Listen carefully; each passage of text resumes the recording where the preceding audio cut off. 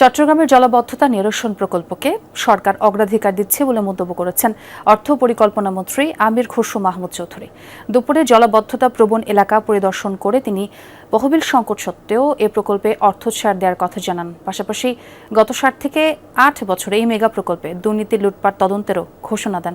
এ সময় আরও 3 জন প্রতিমন্ত্রী উপস্থিত ছিলেন। রেইনবো অ্যাক্রোপ্লাস্টে অ্যাক্রিলিক এমালশন থাকায় মুছে ফেলা যায় যে কোনো দাগ সহজেই। Rainbow Paints. দুপুরে নগরীর জলাবদ্ধতা প্রবণ এলাকা প্রবর্তক মোড় পরিদর্শন করেন অর্থ ও পরিকল্পনা মন্ত্রী আমির খসরু মাহমুদ চৌধুরী। সাথে যোগ দেন এলজিআরডি প্রতিমন্ত্রী মীর শাহে আলম, নৌপরিবহন প্রতিমন্ত্রী রাজীব আহসান ও ভূমি প্রতিমন্ত্রী মীর মোহাম্মদ হেলাল উদ্দিন। পরে নগরীর শোলকবহর এলাকায় খাল খনন কাজ পরিদর্শন করেন মন্ত্রীরা। এ সময় অর্থমন্ত্রী বলেন, প্রকল্পের কাজ শেষ হলে চট্টগ্রামে দীর্ঘস্থায়ী জলাবদ্ধতা থাকবে না। বিগত সময়ে প্রকল্প নেওয়া হলেও পরিকল্পনায় ঘাটতি ছিল।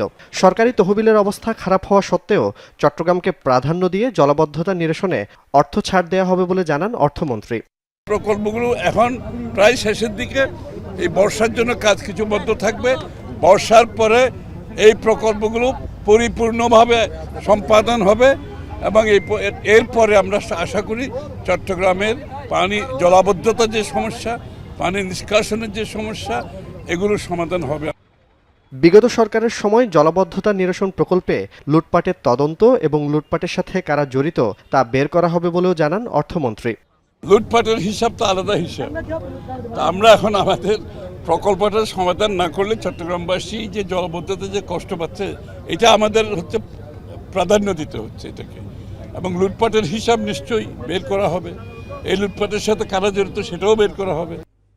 পরে বিকেলে নগরীর টাইগার পাসে চট্টগ্রাম সিটি কর্পোরেশনের সম্মেলন কক্ষে স্থানীয় সরকার প্রতিমন্ত্রী, নৌপরিবহন প্রতিমন্ত্রী এবং মেয়রের উপস্থিতিতে জলাবদ্ধতা নিরসনে সেবা সংস্থা নিয়ে গঠিত 19 সদস্যের কমিটির বৈঠকেও বেশ কিছু সিদ্ধান্ত হয়।